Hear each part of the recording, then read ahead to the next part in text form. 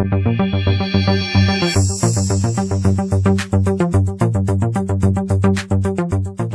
தமிழ் இனமே எங்கட தமிழை பேசுறதுக்கு ரொம்ப வெக்கப்படுது. ஆனா அப்படி இருந்தும் ஒரு நண்பர் இவர் எவ்வளவு அருமையா தமிழ் பேசுறாரு. பேசுங்க. உங்க பேர் என்ன சொல்லுங்க? என் பேர் ஆதாம். கொஞ்சம் கதைக்கலாம். இங்க கனடால இருக்கு நீங்க? இல்ல, நான் யூரோப் பிறந்தவர். அதான் கொஞ்சம் தமிழ் பழகினேன். நீங்க எவிடம் தம்பி? நான் வந்து ஊர்ல திருவண்ணாமலை எல்லாம் தெரிஞ்சிருக்குது. நல்லா தெரியும். அங்கே போனேன். நல்ல இடம், நல்ல சரியான வெப்பம். ஆமா, யாழ்ப்பாணத்துக்கு போய் இலங்கை மிகவும் நல்லது. நீங்கள் போய் பாருங்க. நல்லா பாத்தீங்களா எப்படி அருமையா தமிழ் எல்லாம் கிளியரா பேசுறாங்க. நாங்களும் இருக்கிறோமே இந்த நாட்டுல வந்து பாவங்களா.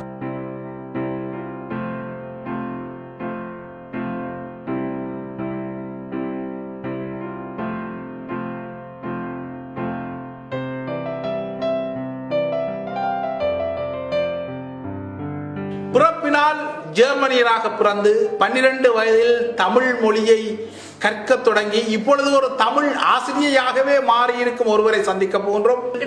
கிட்ட நிறைய தமிழாக இருந்தவ. அப்படி ஒரு 87ஆம் ஆண்டுல ஒரு அண்ணன் மனசியும் 3 வயசு மகன் வந்தவ. அந்த பிள்ளைகளோட விளையாடி அந்த பிள்ளைகள் என்ன சொன்னவ தாயிட்டு அதையே கேட்டு நானும் பழகிட்டேன். வணக்கம் நேயர்களே, நான் கலைமாணி. இப்போது நாங்கள் பெய்ஜிங் யுஎன்டம் பூங்காவில் இருக்கிறோம்.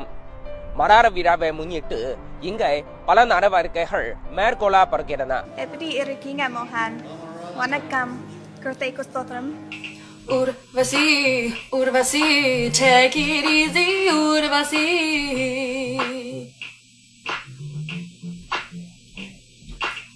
ஊசி போல உதவிருந்த தேவையில்லை பார்மசி.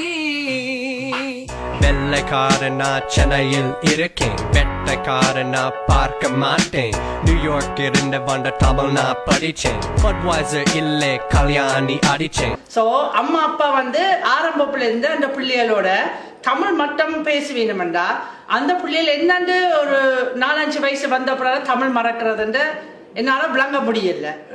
எனக்கு 3 பிள்ளைகள் இருக்கு.